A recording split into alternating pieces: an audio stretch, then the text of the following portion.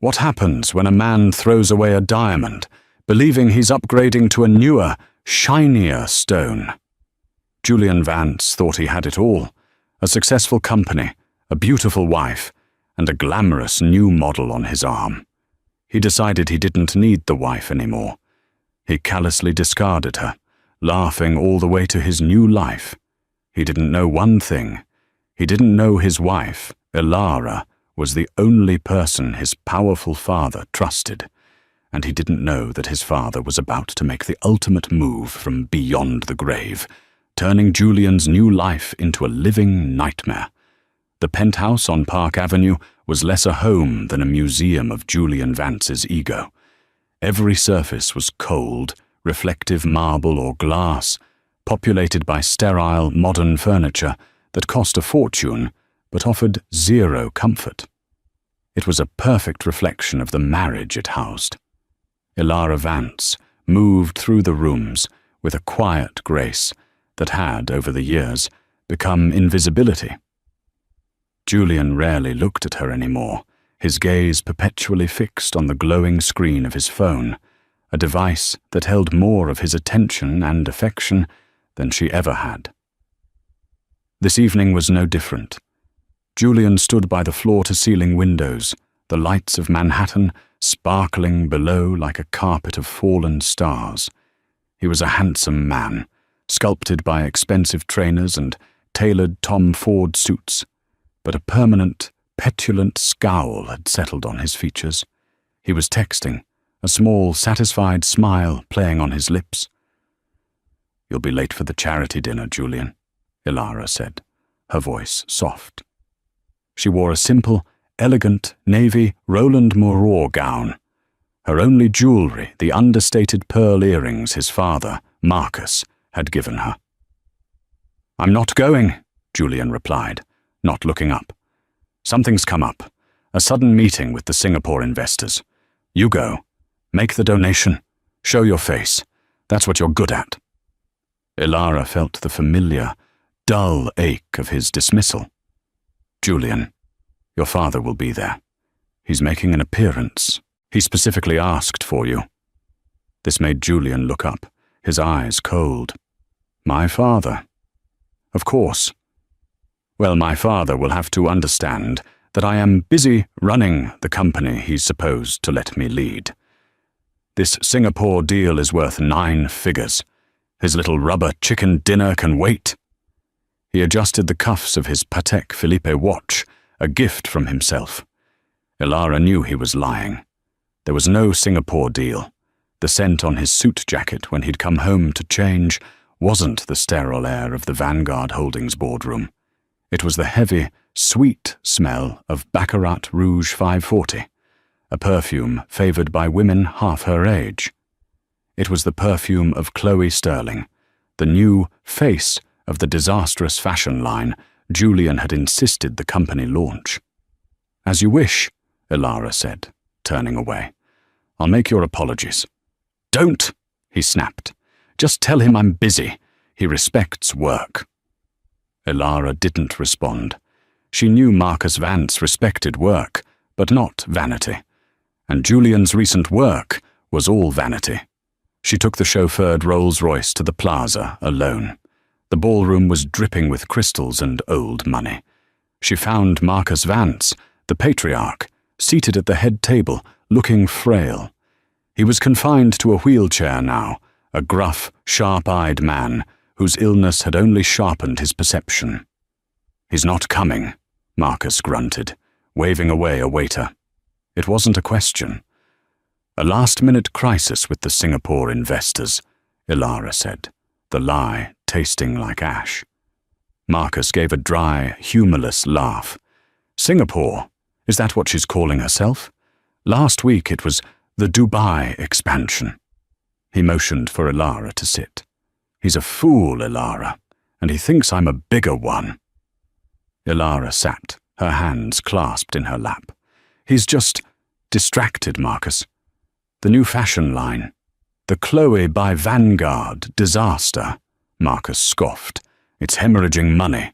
He's leveraging our commercial real estate to fund handbags. He's a child playing with billion-dollar blocks. And you let him. It's not my place, Marcus. The hell it isn't, he growled, drawing a few looks. You're the only one in that house with a damn brain. You're the one who reads the quarterly reports. You're the one who catches the accounting errors. I know you do, Margaret tells me. Margaret was his executive secretary of 40 years. Elara looked down. I try to advise him. Stop advising. Start doing. His voice softened. His hand, thin and papery, found hers. You're a good woman, Elara. Too good for him. You remind me of his mother. Loyal, smart, and completely underestimated. Don't let that fool destroy what my father and I built. The rest of the evening was a blur of polite smiles and empty chatter. When Elara returned to the penthouse at midnight, it was empty. Julian wasn't home. He didn't come home at 1 or at 2. He finally walked in at 3:15 a.m., his suit jacket slung over his shoulder, his tie gone. The smell of Baccarat Rouge and champagne clung to him like a second skin. He didn't look guilty. He looked energized. Elara, he said, flicking on the harsh overhead lights of the living room. You're up. Good. We need to talk. Elara, who had been sitting in the dark, felt her stomach clench. This was it. I'm leaving you, he said, as casually as one might announce they were switching dry cleaners. I'm in love with Chloe Sterling. We're going to be together. Elara stared at him. She had expected it, dreaded it, but the casual cruelty of the delivery still stole her breath. Julian, after 12 years... Oh, please don't get sentimental. It's boring, he sneered. Let's be adults. This marriage has been a business arrangement for years. A very, very good one for you. You came from nothing, Elara. I made you a Vance. Now I'm unmaking you. He tossed a thick envelope onto the Biedermeier coffee table. That's a divorce settlement. It's generous. $5 million, tax-free. You get to keep your jewelry, whatever car you're driving. In exchange, you sign the NDA, you don't contest, and you're out of this apartment by the end of the week. $5 million? She whispered, the number feeling like a physical blow. To him, it was pocket change. To him, she was pocket change. Be smart, Elara, he said, loosening his shirt. Take the deal. I am the future of Vanguard Holdings. When my father passes, I will be one of the richest men in New York. I'm offering you $5 million. If you fight me, I'll drag you through the mud, and my lawyers will bury you. You'll walk away with nothing but your good name, and frankly, who cares about that? He looked at her, truly looked at her, for the first time in months. His eyes were filled with nothing but cold, dismissive contempt. Chloe is young, she's exciting, she's seen. You're just, here, your background. I'm tired of the background, Elara. Elara stood up, her body trembling, but her voice was surprisingly steady. When do you want me to leave? Julian blinked, surprised by her lack of hysterics. I'll have my assistant coordinate with you. I'm staying at the Pierre with Chloe until you're gone. He paused at the door. Oh, and my father. Don't bother him with this. He's sick. I'll tell him myself when the time is right. You mean you'll tell him after I'm gone and the papers are signed? She said, her voice flat. Like I said, Julian smiled, a thin reptilian smile. You're a smart girl. Don't ruin it. He left. The door clicked shut, the sound echoing in the vast, cold penthouse. Elara stood alone, surrounded by tens of millions of dollars in art and real estate, and felt the chilling, terrifying freedom of having absolutely nothing left to lose. The days that followed were a blur of calculated cruelty. Julian, it turned out, was thorough. The morning after he left, Ilara's Amex Centurion card was declined at the local Gristades supermarket. She was buying tea. The humiliation burned hotter than any anger. When she called the car service, she was politely informed that her account had been suspended. Julian's assistant, a sharp-tongued young woman who clearly worshipped Chloe, called to coordinate. The coordination consisted of being told that movers would arrive on Friday at 9 a.m.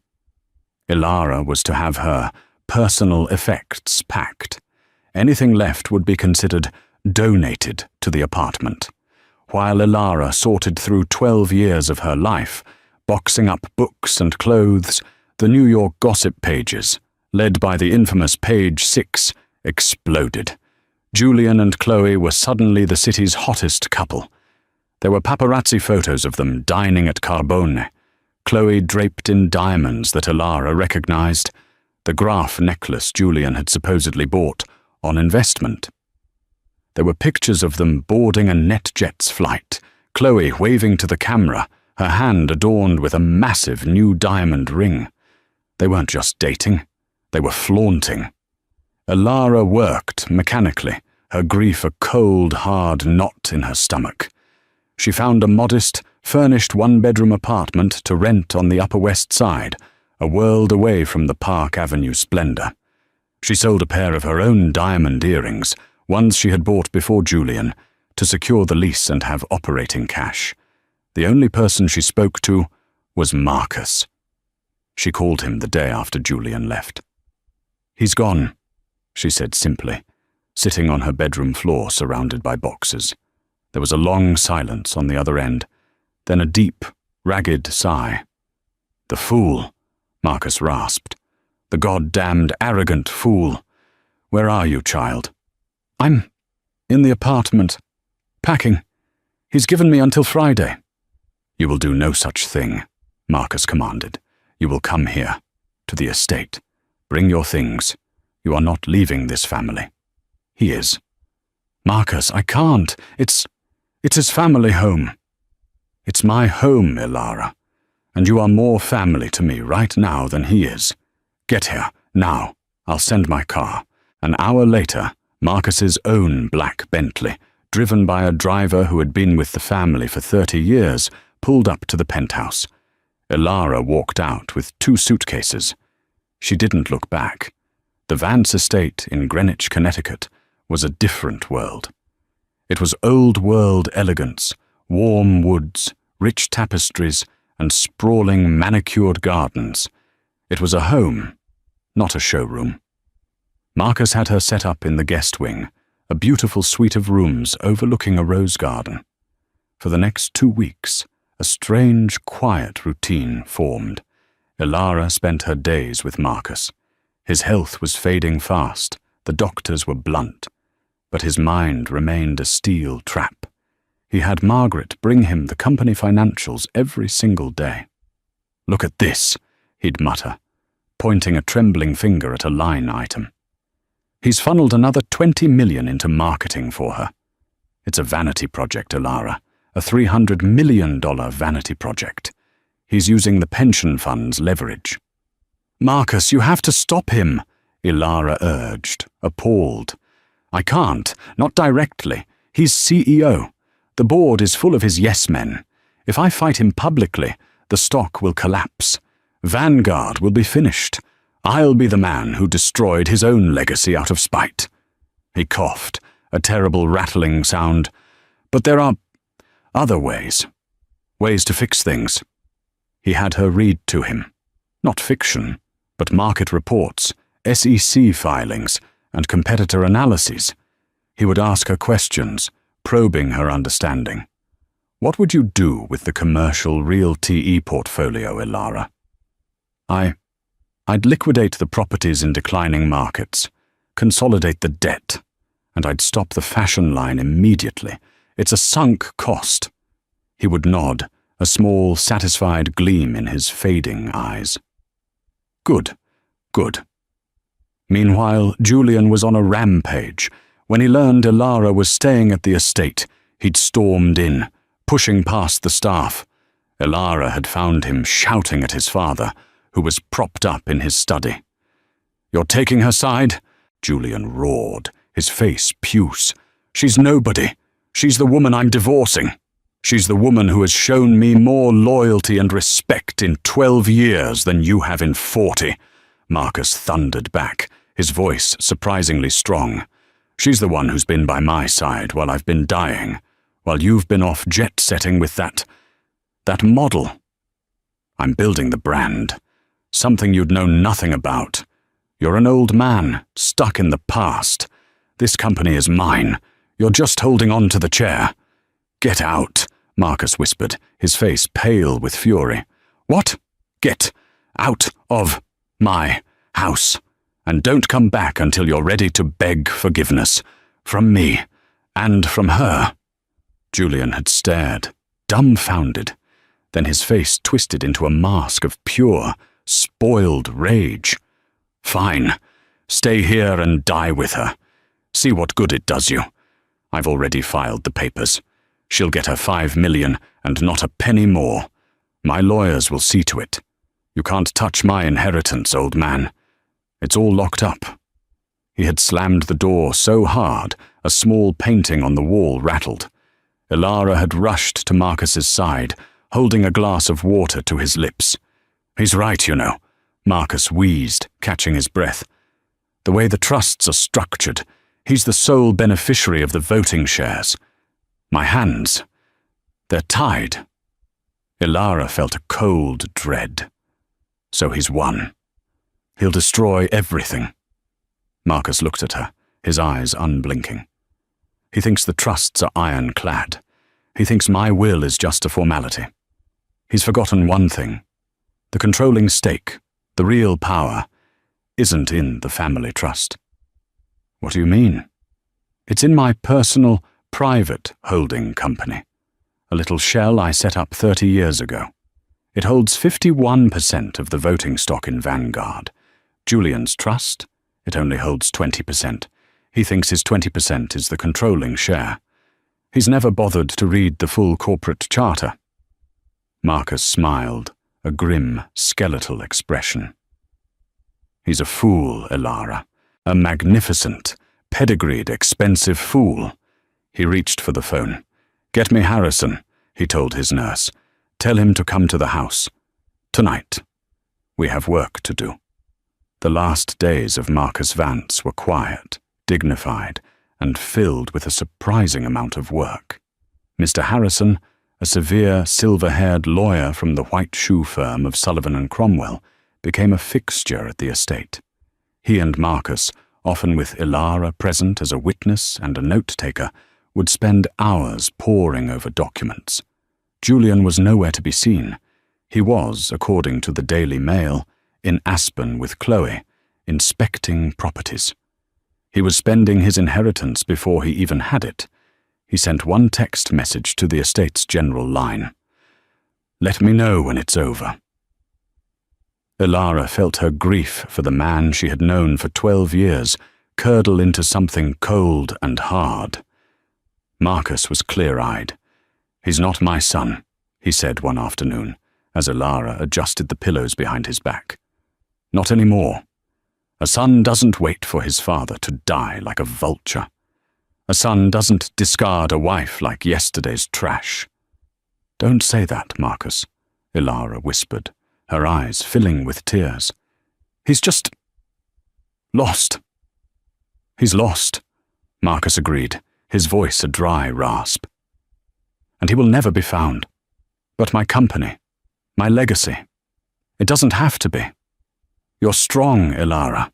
Stronger than you know. You've just been living in a cage and you forgot you had wings." He made her promise. "Promise me, Ilara. Don't let him ruin it. Protect it. For me. For the employees. For the future." "I promise, Marcus," she said, clasping his hand. "I'll do my best." "Your best," he murmured, a rare, soft smile touching his lips. "Your best is better than his finest day." The end came on a Tuesday morning, just as the sun was rising, painting the sky in hues of pink and gold. It was peaceful. Marcus had looked out the window, taken a deep, rattling breath, and then he was gone. Ilara was holding his hand. Margaret, his secretary, was standing in the doorway, weeping silently. Ilara made the necessary calls, first to the doctor, then to the funeral home, and finally to Julian. He answered on the third ring, his voice thick with sleep and annoyance. "What?" "Julian, it's Ilara. I'm at the estate. It's your father. He passed away about 20 minutes ago." There was a long silence. Ilara heard a woman's voice in the background, giggling. "Who is it, baby? Tell them to call back."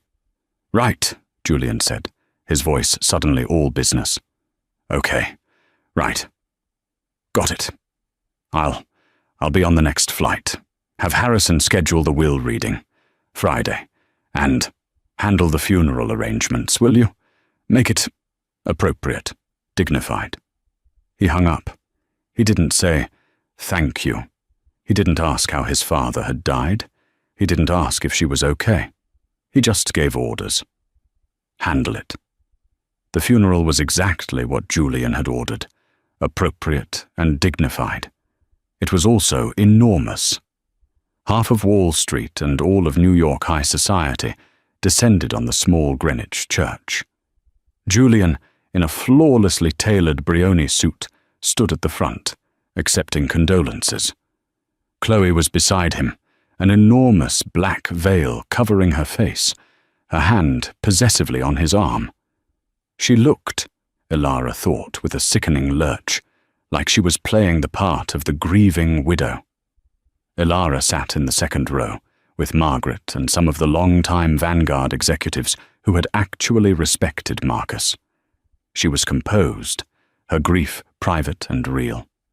She saw Julian look at her once, his eyes sweeping over her simple black Dior dress with a flicker of, was it surprise or annoyance that she was even there? After the burial, people returned to the estate for a somber reception. Julian was in his element, holding court, accepting sympathies, already looking every bit the new patriarch. "A terrible loss," he'd say, shaking a senator's hand. "But my father prepared me. The company is in strong hands. Vanguard will continue his legacy." Chloe, her veil now lifted, was already talking to an interior designer about lightening up the dreadfully dark decor of the estate. Ilara watched them from the doorway of the library, the room where she had spent Marcus's last weeks. "He's disgusting," Margaret hissed, appearing at Ilara's side with a cup of tea. "He's already measuring the drapes. And she—" Margaret's eyes were venomous.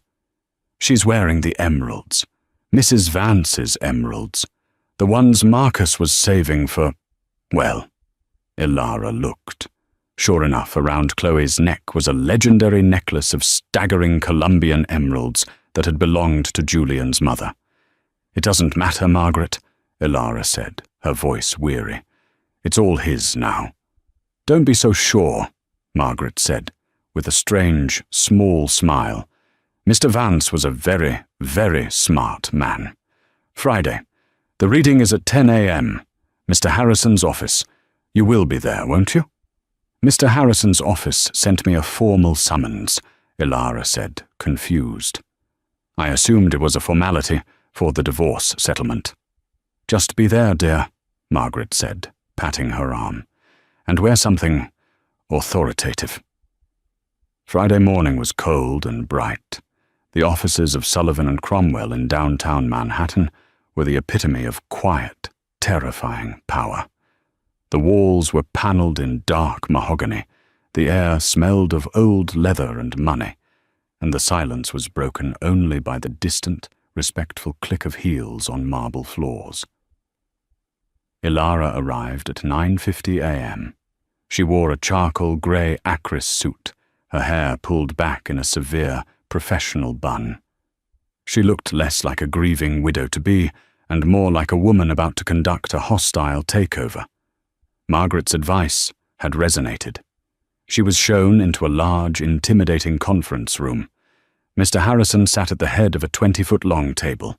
Julian and Chloe were already there. They were a stark contrast to the room's sobriety.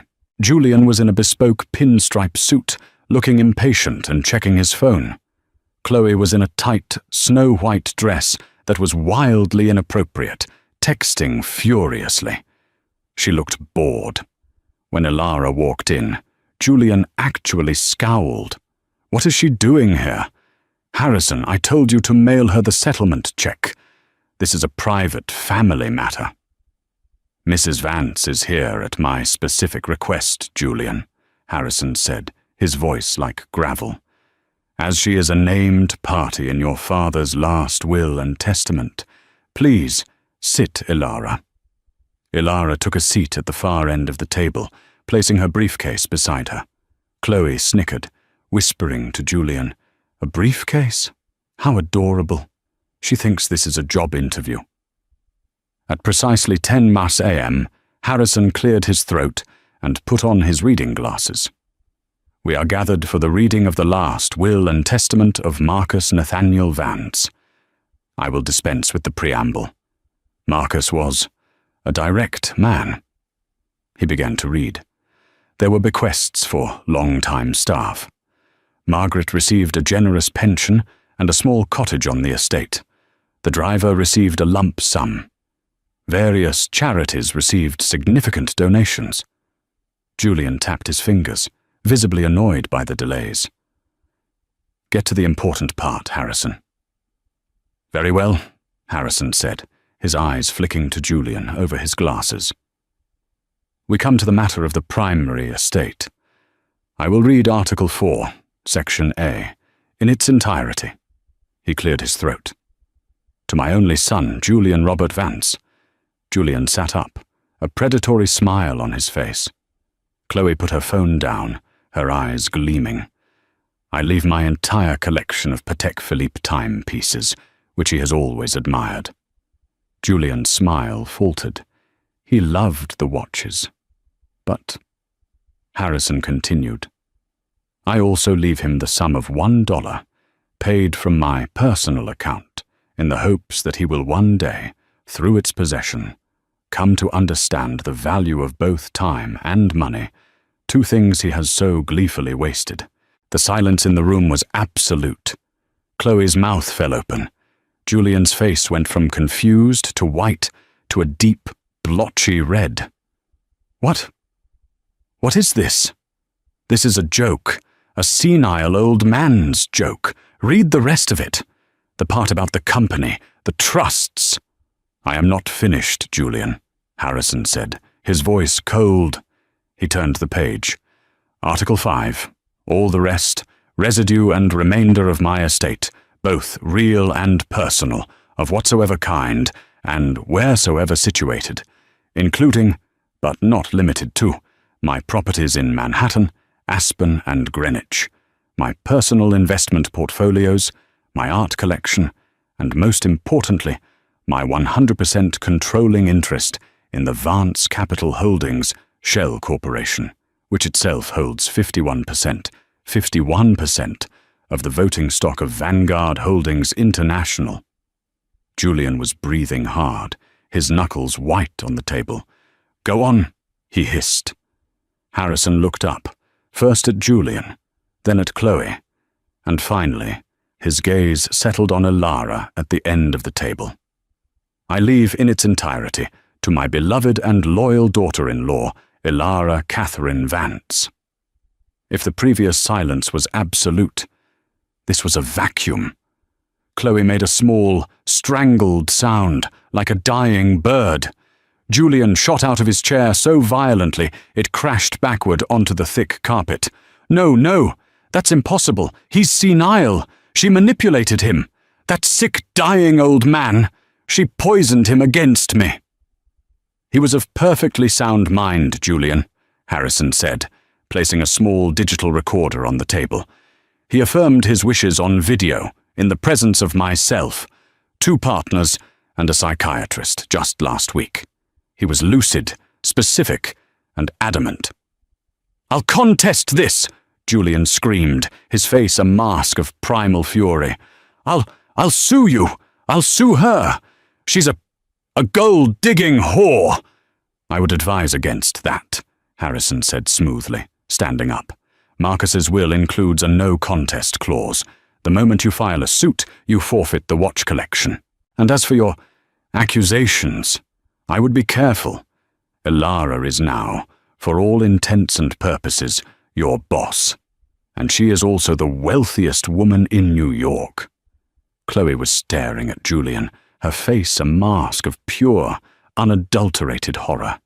The man she had attached herself to, the man who was her ticket to billions, was nothing. He had a watch collection and $1. "Julian," she whispered, her voice trembling. "Julian, fix this." Julian pointed a shaking finger at Elara, who hadn't moved. She just sat there, watching him, her expression unreadable. "You," he spat. "You did this." Elara finally spoke, her voice clear and strong, cutting through his rage. "No, Julian," she said, standing up and gathering her things. "You did. You, and your lies, and your ego. Marcus just saw it. He saw you." She turned to Harrison. "Mr. Harrison, please schedule an emergency board meeting for Monday morning, 9 a.m. As the new majority shareholder, I will be presiding. And please have security escort Mr. Vance from my father-in-law's properties. He is no longer welcome." She nodded at Chloe. "And her." Elara walked out of the conference room, her heels clicking decisively on the marble floor, leaving behind the smoking ruins of Julian's life. The Wall Street Journal headline on Monday morning was brutal. "Vance shake-up. Jilted wife inherits billion-dollar Vanguard empire. Son left with watches." The stock dipped 15% on the opening bell. The vultures were circling. Elara, however, was not the quiet mouse the press, or Julian, had painted her to be. She'd spent the entire weekend locked in the Greenwich Library with Margaret, 3 forensic accountants, and a pot of black coffee. What she found was far worse than she'd imagined. Julian wasn't just incompetent, he was reckless to the point of criminality. Chloe by Vanguard wasn't just a $300 million loss, it was a black hole of shell companies, payments to non-existent consultants, Chloe's friends, and leveraged assets. Vanguard Aviation was 2 private Gulfstream G6 leased under the company's name, used almost exclusively for Julian and Chloe's personal travel. The company wasn't just bleeding, it was on life support. Marcus had known it was bad, but Julian had hidden the true extent of the debt from everyone. Vanguard Holdings was 3 weeks from defaulting on a $500 million loan, at which point the banks would seize the company's core assets, and it would be all over. At 9 a.m., Elara walked into the 50th floor boardroom. The atmosphere was frigid. The 12 board members, all men Julian had appointed, or who had been his father's old skeptical contemporaries, stared at her as if she were a ghost. "Good morning, gentlemen," Elara said, taking the seat at the head of the table. "Marcus's seat. I am Elara Vance, and as of Friday, I am the majority shareholder and new chairwoman of Vanguard Holdings." A portly man named Henderson, the COO and Julian's main crony, cleared his throat.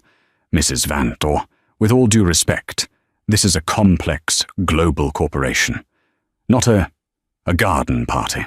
The market is in freefall. The investors are panicked. We need a leader, not a placeholder." Elara looked at him, her gaze flat. "You're right, Mr. Henderson. We do need a leader.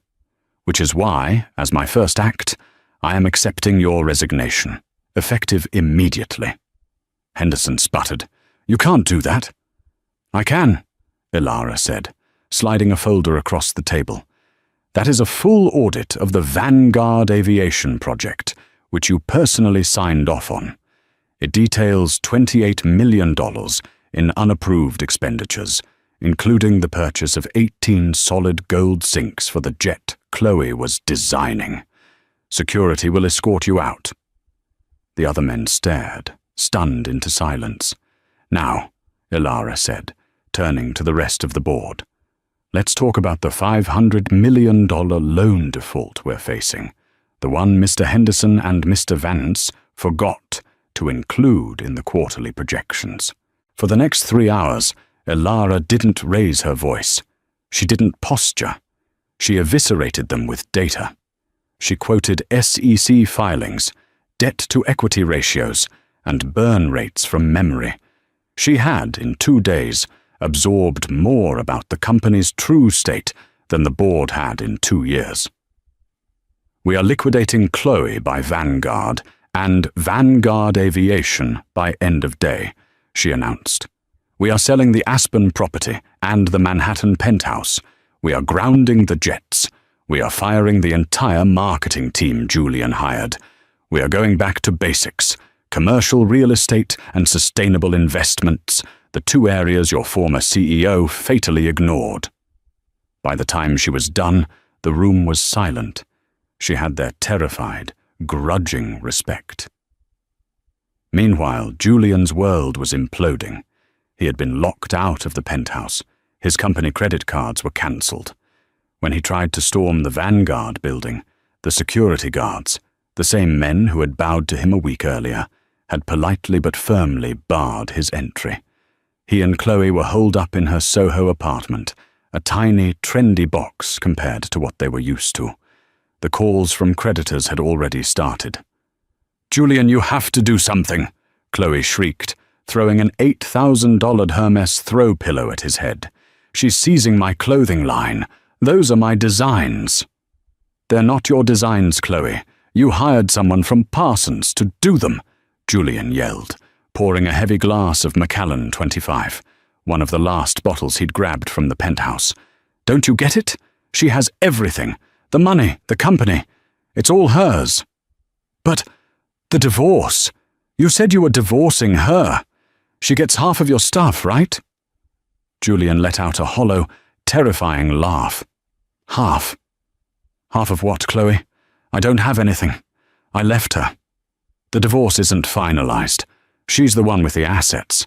I'm the one who's entitled to half of her fortune. But she filed on me first. Adultery. With you." The color drained from Chloe's face as the reality hit her. She wasn't the wife. She wasn't even the ex-wife. She was the mistress, the one who gets nothing. "So I get nothing?" she whispered. "All this for nothing?" "We get nothing," Julian roared. That mouse, she took it all."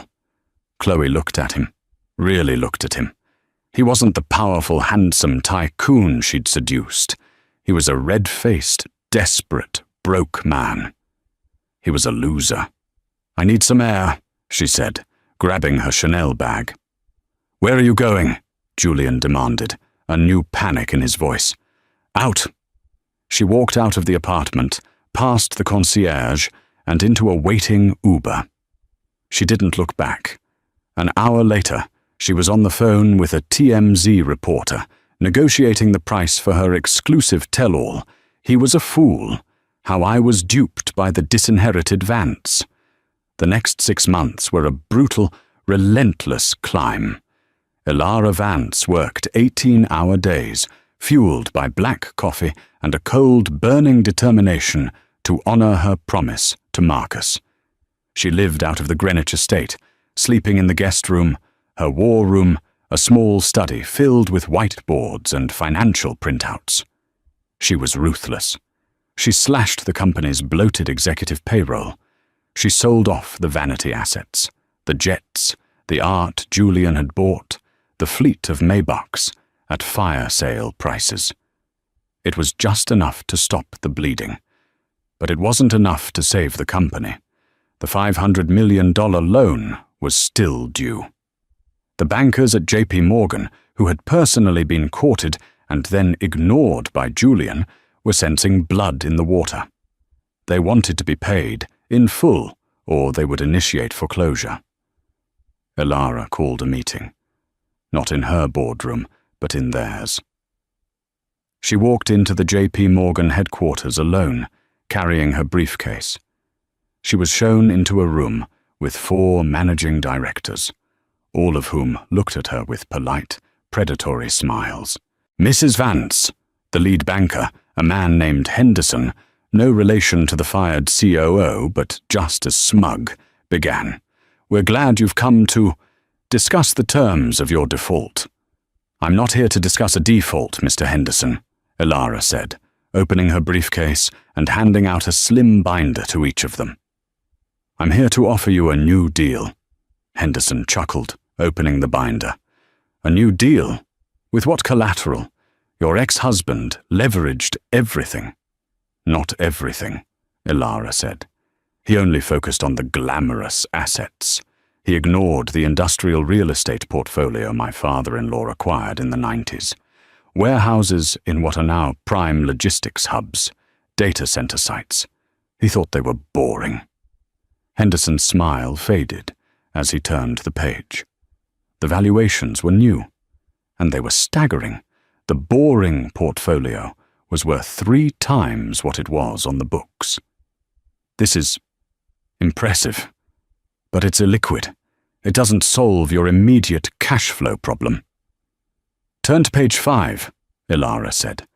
"That's my restructuring plan. I'm not asking you to forgive the loan. I'm asking for a 6-month extension and another $200 million in operating capital." Henderson choked.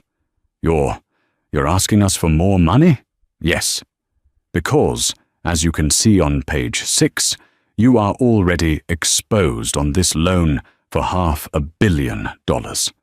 If Vanguard goes into Chapter 11, which I will file this afternoon if you refuse, your committee of creditors will get 10 cents on the dollar. You will be responsible for one of the biggest losses in your bank's history. Or you can give me the $200 million, which I will use to develop 2 of these data center sites, and which I have already pre-leased to Amazon and Google. My projections, which are conservative, show you will be paid in full, with interest, within 9 months. The men stared at her. This was not the quiet, dismissed wife. This was Marcus Vance, reborn in a tailored suit. "You're offering us a choice," Henderson said slowly, "between a guaranteed, catastrophic loss and a high-risk gamble." "It's not a gamble," Elara said, standing up. "It's a certainty. Julian was a gambler. I am an investor. You have 1 hour to decide." She got the loan. While Elara was saving the empire, Julian was hitting rock bottom. Chloe's tell-all interview had been devastating, painting him as an incompetent, arrogant fool who was terrible in bed. He was a social pariah. He'd lost the legal challenge to the will. The video testimony was undeniable. He'd been forced to sell his watch collection, one by one, to pay his legal fees. He was living in a small rented condo in Fort Lee, New Jersey, a place he used to mock. He was broke. He had tried to get a job, but his name was toxic. No one on Wall Street would touch him. He was Julian Vance, the man who'd lost it all. His rage had simmered into a pathetic, desperate self-pity. He spent his days drinking cheap vodka and watching CNBC, where he would occasionally see Elara's face. She was the Iron Widow, the Vance matriarch. She was saving the company. His company. The hatred he felt for her was the only thing keeping him alive. He'd lost the model. He'd lost the money.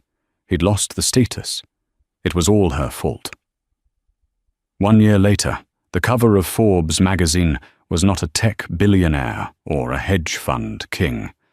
It was Elara Vance. She stood in the new lobby of the renovated Vanguard Tower, a sleek, modern, LEED-certified building. The headline was simple: "The New Vanguard, How Elara Vance Saved a $1 billion Legacy by Destroying It First." The article detailed her story, the ruthless cuts, the brilliant pivot to data centers and sustainable tech, the full repayment of the J.P. Morgan loan 4 months early. Vanguard's stock wasn't just stable, it was at an all-time high. She had not only saved Marcus's legacy, she had surpassed it. Ilara was a different woman. She was still quiet, still elegant, but she moved with an aura of absolute, unshakable authority. She was CEO and chairwoman, respected and by many feared. She was fair, she was brilliant, and she was utterly uncompromising. The divorce from Julian had been finalized months ago. His adultery claim had held. He had received nothing. The $5 million offer he'd once slid across the table was a distant, bitter joke. One evening, Ilara was leaving the Vanguard Tower, later than usual. She was discussing a new acquisition in Berlin with her CFO. As she walked through the revolving doors to her waiting car, a figure stepped out of the shadows. He was thin, haggard, and his Xenia suit, one of the last good ones he owned, was rumpled and stained. His face was blotchy, his eyes bloodshot. "Ilara," he said, his voice a hoarse croak.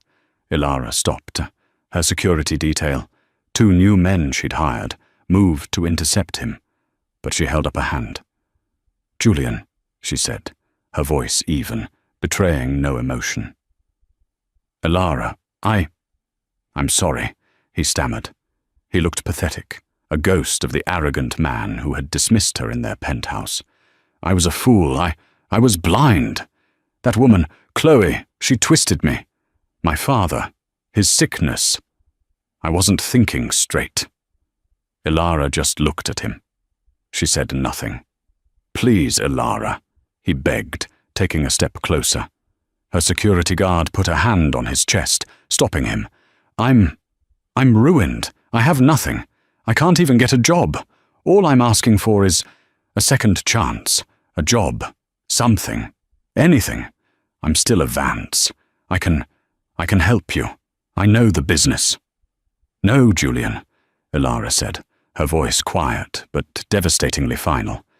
"You don't. You never knew the business. You only knew the trappings of it. The cars, the women, the lunches at Daniel. You never knew the work. The real work." "But I'm your husband. I mean, we had 12 years. 12 years, Ilara repeated, nodding slowly. "And in all that time, you never saw me. You never respected me. You never even knew me. You thought I was background, remember? You said you were tired of the background." She adjusted the cuff of her Loro Piana coat. "The thing you don't understand, Julian, is that I'm not angry at you. Not anymore. I'm not anything. You just don't matter." She stepped past him. "Wait," he cried, his voice breaking. "Please, don't do this. I'm begging you. What am I supposed to do?" Ilara paused at the door of her Rolls-Royce Cullinan.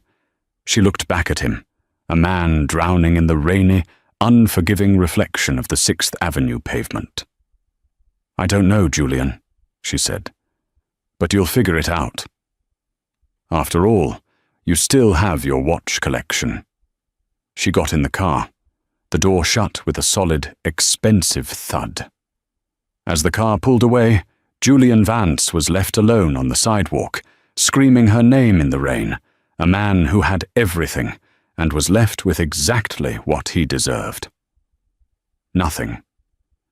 6 months passed. The brutal New York winter had thawed into a bright, hopeful spring.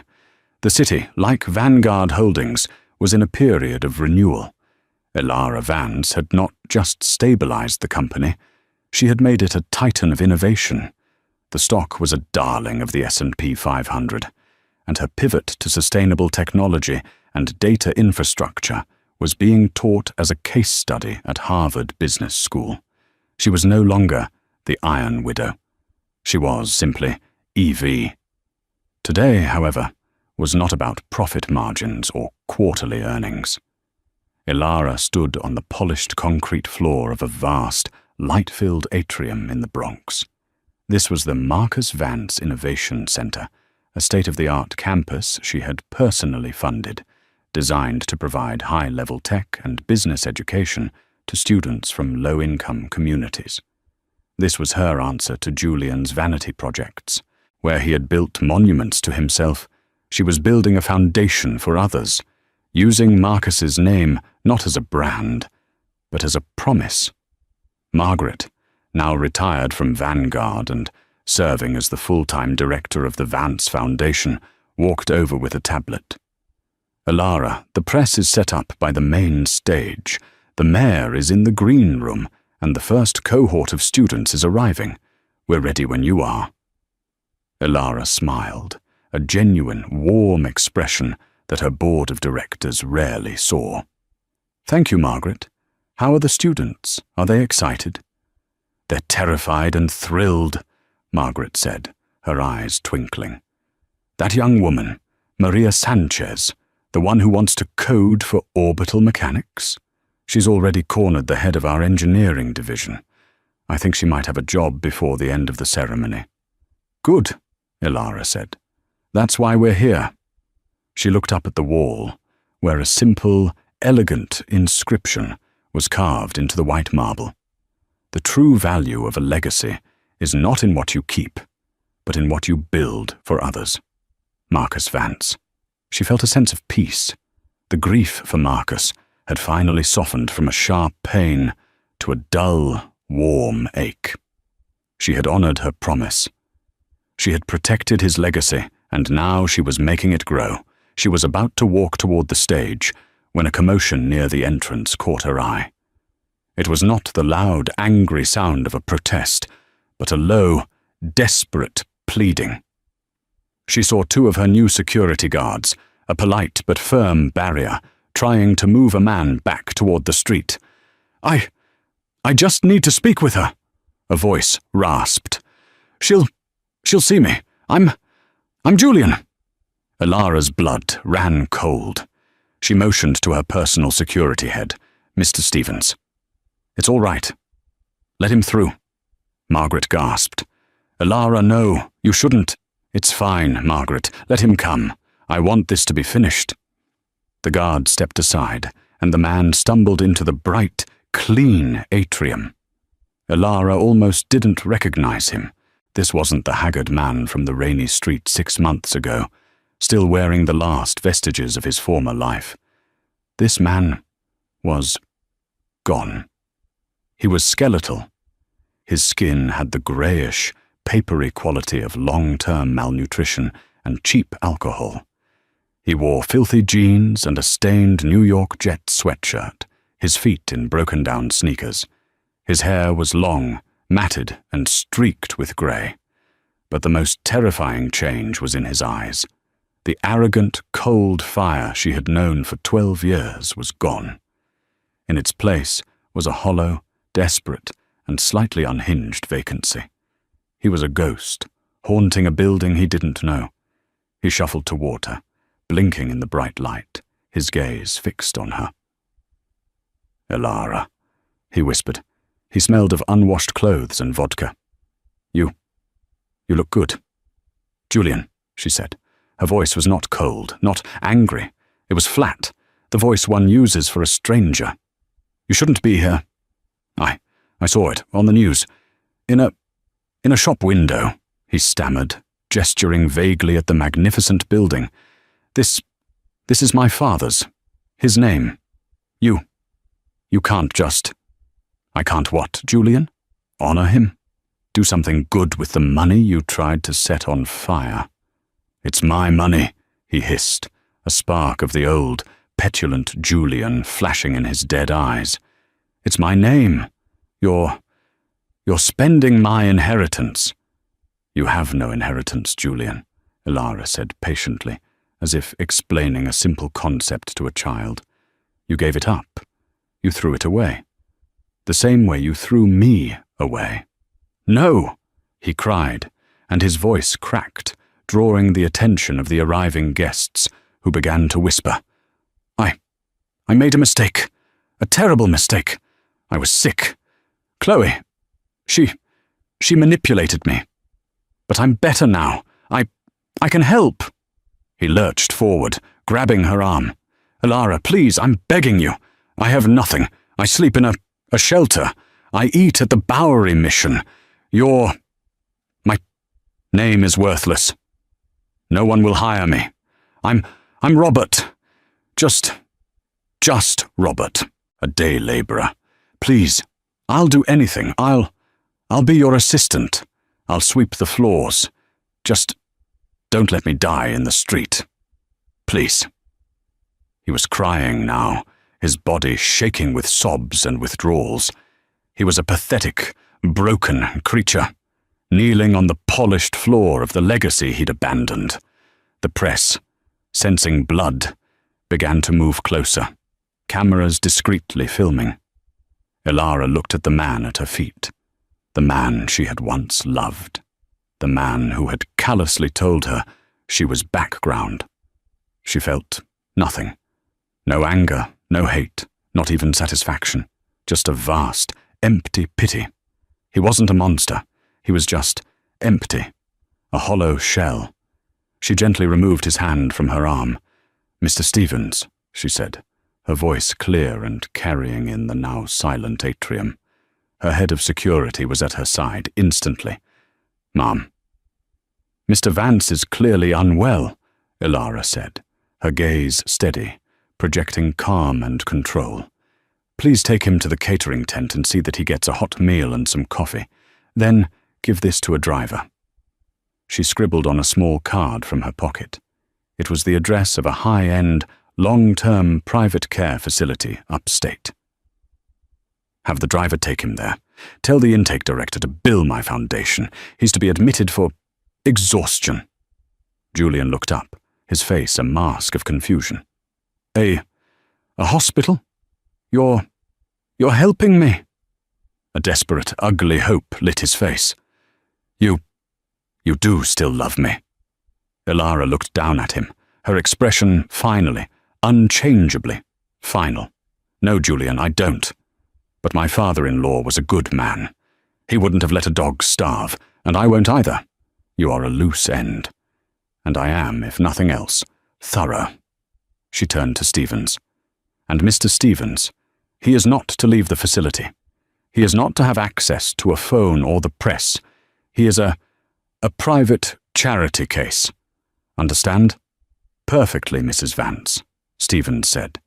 He and another guard gently, but with undeniable strength, lifted Julian to his feet.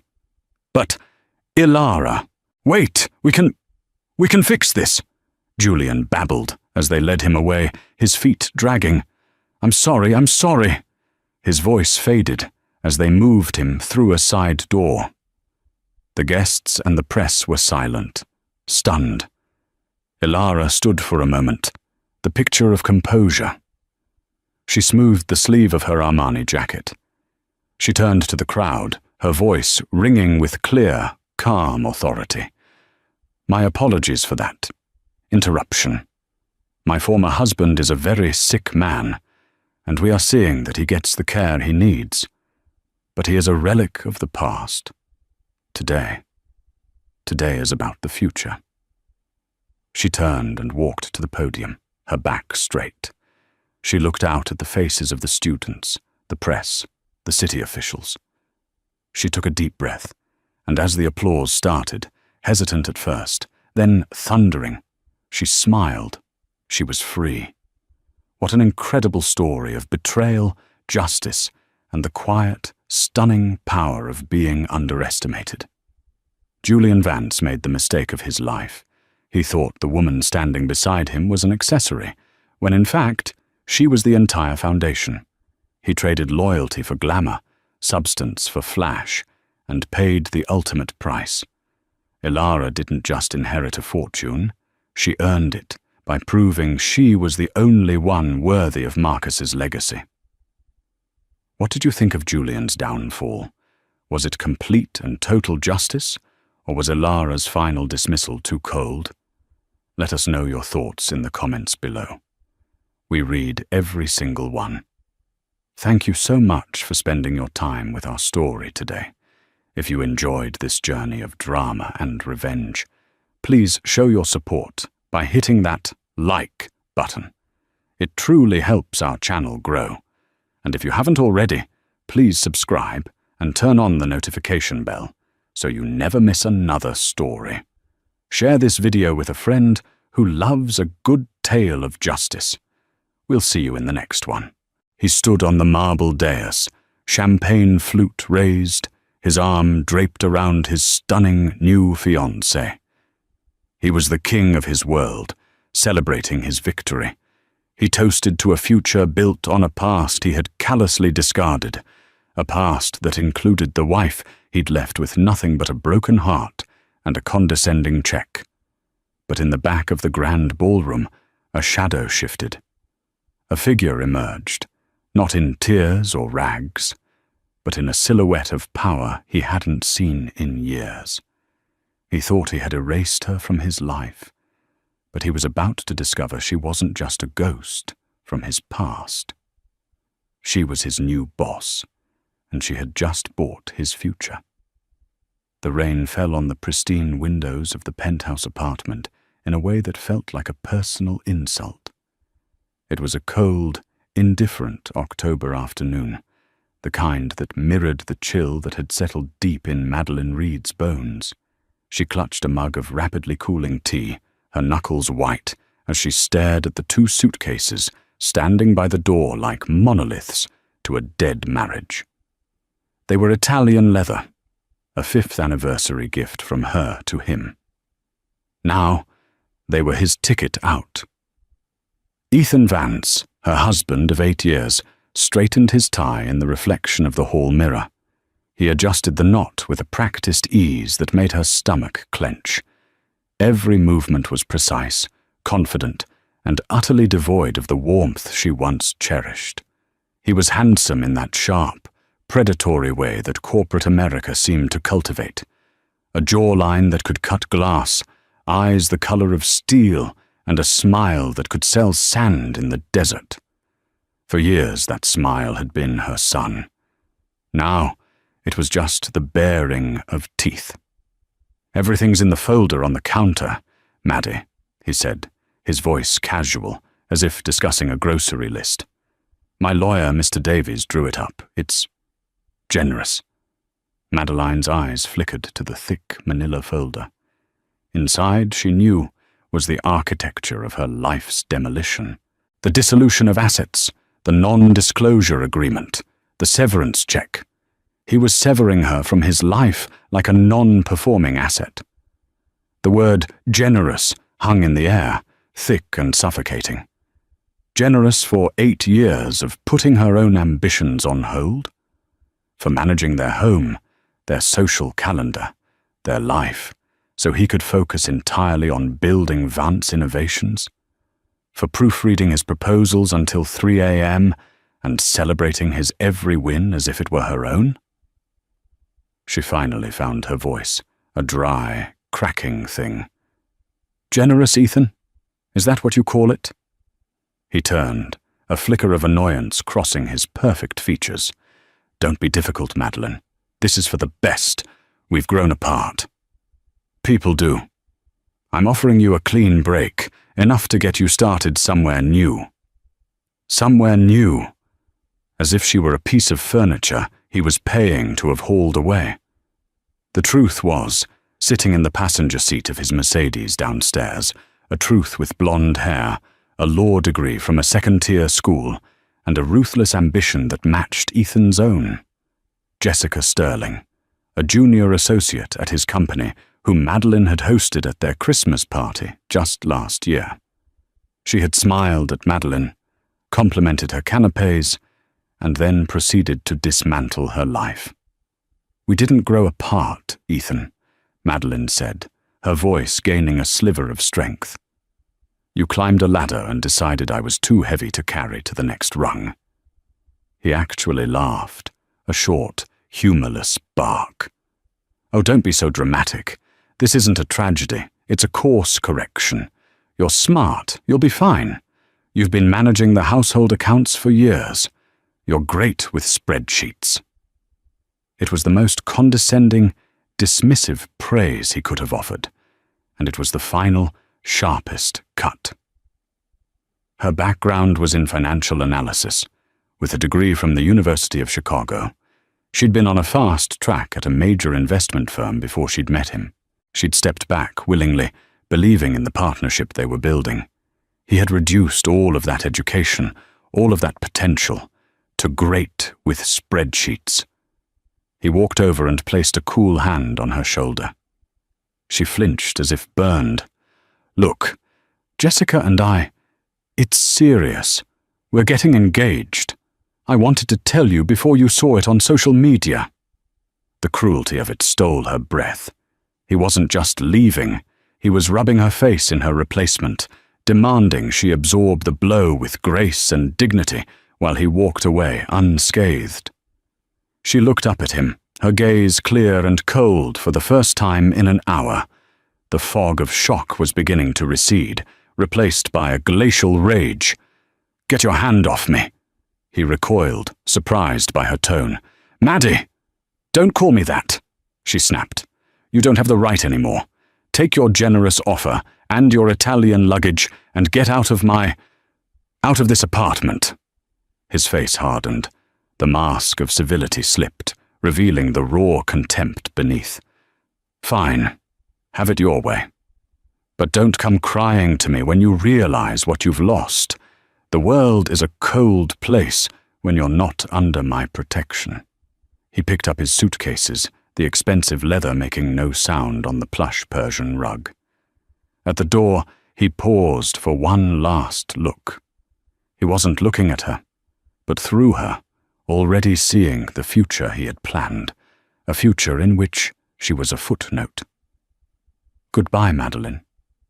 The door clicked shut, the sound echoing in the cavernous silence of the penthouse she was soon to be evicted from. Madeline stood motionless for a long time, the only sound the drumming of the rain and the frantic beating of her own heart. Then, with a strangled sob, she slid down the wall to the floor, the forgotten mug of tea shattering beside her, a fitting metaphor for her shattered life. She wept until she was empty, a hollowed-out shell in a gilded cage built by a man who had just flown free. But as she sat there amidst the shards of porcelain and the ruins of her marriage, a tiny, hard kernel of something new began to form in the pit of her stomach. It wasn't hope, not yet. It was something colder, harder, and infinitely more durable. It was resolve. Ethan thought he was leaving her with nothing. He was wrong. He was leaving her with a motivation more powerful than any love she had ever felt for him. The burning, all-consuming need to prove him wrong. The first month was a blur of logistics and humiliation. Madeline moved out of the penthouse and into a small, sterile apartment in a neighborhood she didn't recognize. The furniture was cheap, the walls were thin, and the view was of a brick wall. She met with Ethan's lawyer, a man named Davies with reptilian eyes, who slid the final divorce papers across a mahogany table with the air of a bored executioner. She signed them without reading the fine print again. She knew what they said. They said she was no one. The check Ethan had called generous felt like blood money. It was enough to live on for a year, maybe two, if she was frugal. It was a pittance compared to the wealth she had helped him build. But she deposited it, not as a lifeline, but as seed capital. For 2 weeks, she did nothing but exist. She slept. She ate takeout from cartons while standing in the kitchen. She watched the brick wall outside her window. She allowed herself to grieve, to feel the full, crushing weight of the betrayal.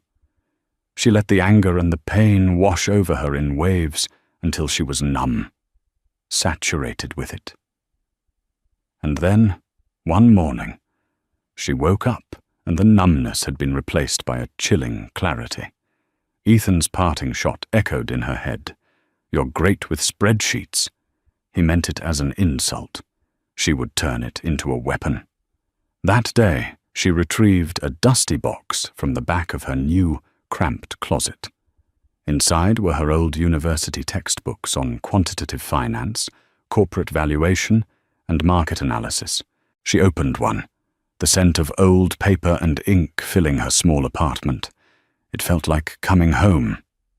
Her first call was to Robert Chen, her mentor from her pre-Ethan life. Robert was a managing director at a rival investment firm, a sharp, no-nonsense man who had been deeply disappointed when she'd left her career to marry Ethan. "Madeleine Reed," he said, his voice a mixture of surprise and warmth when she called. "I was sorry to hear about you and Vance. The man's a fool." "He is," Madeleine agreed, her voice steady. "Which is why I'm not calling for sympathy, Robert. I'm calling for a job." There was a pause on the other end of the line. "Maddie, you've been out of the game for 8 years. The markets, the algorithms, they've changed entirely." "I know," she said, her knuckles white as she gripped the phone. "I'm not asking for a senior position. I'll start at the bottom. An intern, a junior analyst, I don't care. I'll work harder than anyone you've ever seen. I just need a door to open." Robert was silent for a long moment.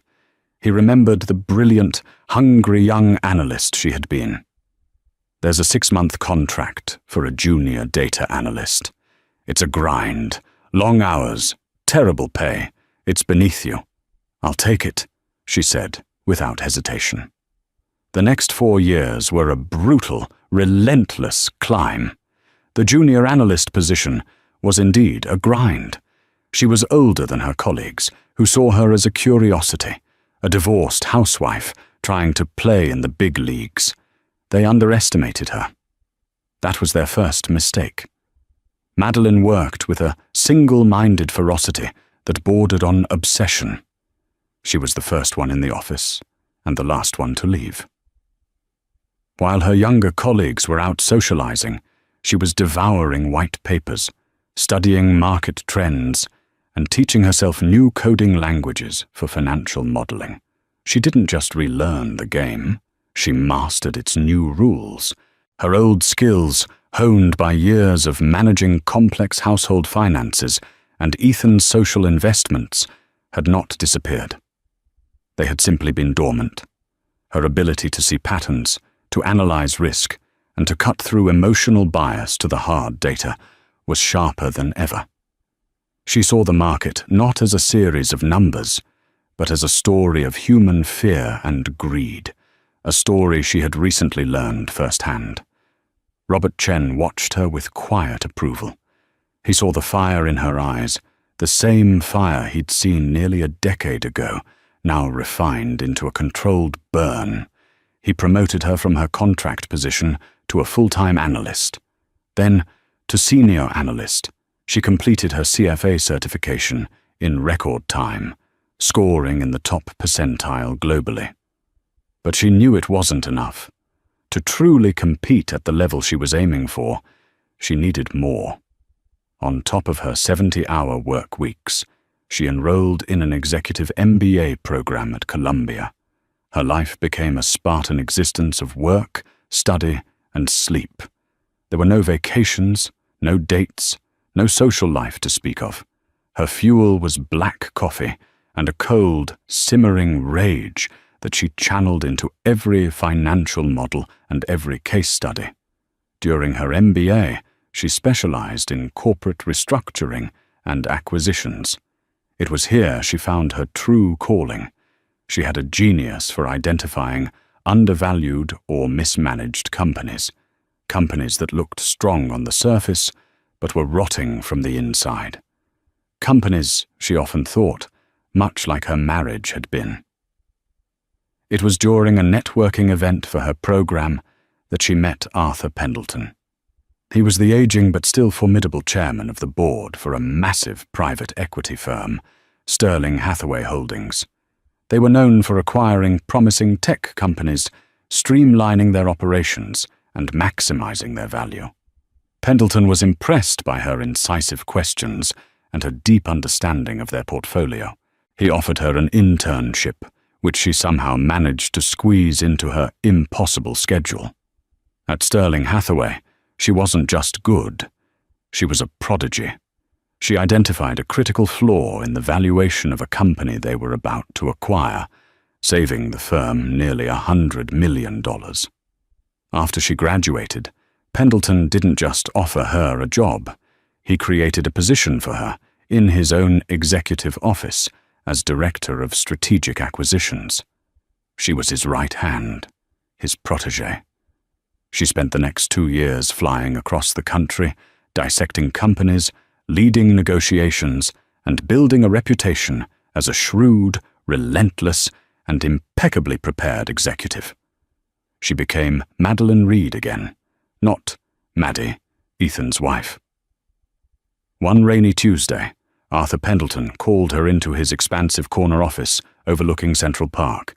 He gestured for her to sit, an unusually grave expression on his face. "Madeline," he began, steepling his fingers. "As you know, I'm planning my retirement." She nodded, her heart beginning to pound. "Yes, sir. The board has been deliberating on my successor. It's a contentious decision, but I've made my recommendation, and they've been convinced." He paused, looking at her intently. "We have a problem in our tech portfolio. A company that was once a star performer is now showing signs of significant internal rot. Bloated executive spending, declining innovation, and a CEO who seems more interested in his public image than his company's bottom line. The company is Vance Innovations." Madeline's blood ran cold. She kept her expression a perfect, unreadable mask, a skill she had perfected in hundreds of boardrooms. Pendleton continued, oblivious. "It needs a new leader. Someone ruthless enough to cut the fat, sharp enough to see the path forward, and with the personal drive to see it through. The board has approved my choice. We want you to take over as CEO, effective immediately." She felt a dizzying wave of vertigo, as if the whole world had tilted on its axis. CEO of Ethan's company, the company Sterling Hathaway had acquired a majority stake in 2 years prior, a fact she knew but had compartmentalized, focusing on other aspects of the portfolio. "There's one complication," Pendleton said, leaning forward. "Ethan Vance is a proud man. He won't take this news well.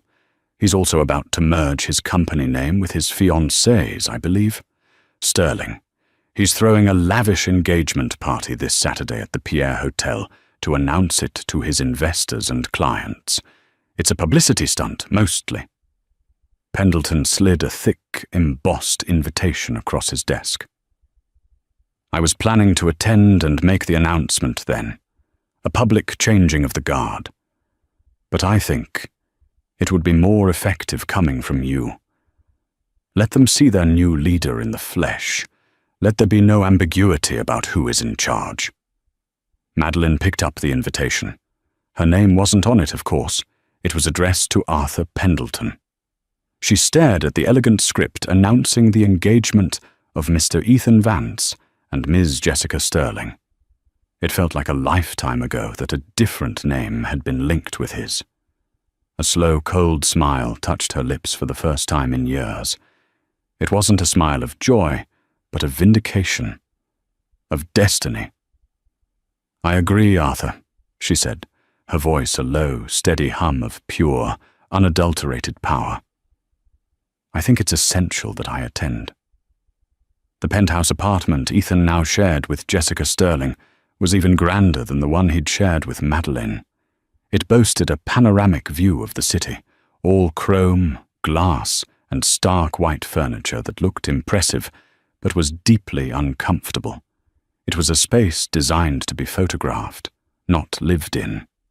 Much like their relationship. Ethan loosened his tie, the knot feeling unusually tight.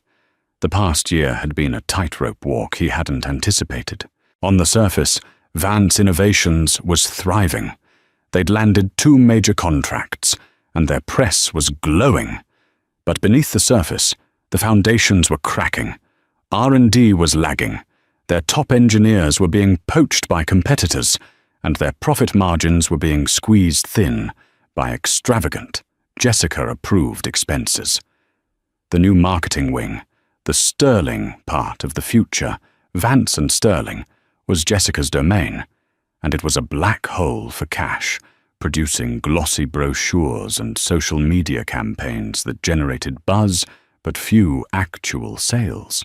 He was counting on the engagement party to be more than a celebration. It was a strategic maneuver.